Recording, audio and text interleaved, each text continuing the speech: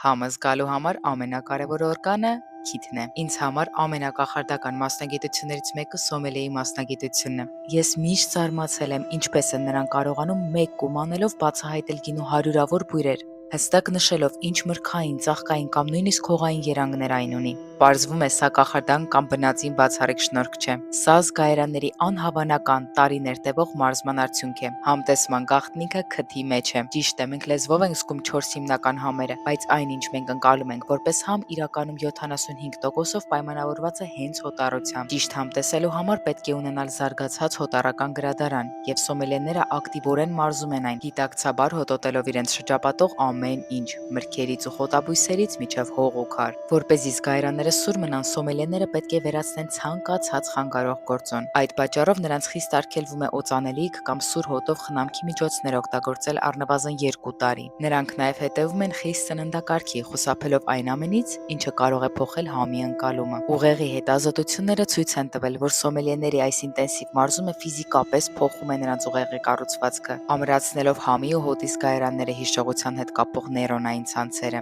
Սա թույլ է տալիս ոչ միայն զգալ բույրերը, այլև արագ հիշել եւ անվանել դրանք։ Ահա թե ինչու է կույր համտեսը սոմելիեի աշխատանքի կարևոր մասը։ Խնդիրը ոչ թե գինու տեսակը գուշակելն է, այլ առանց շիշը տեսնելու բացահայտել դրա ծագումը, խաղողի տեսակը, նույնիսկ արտադրության մեթոդը, հիմնվելով միայն զգայական տվյալների վրա։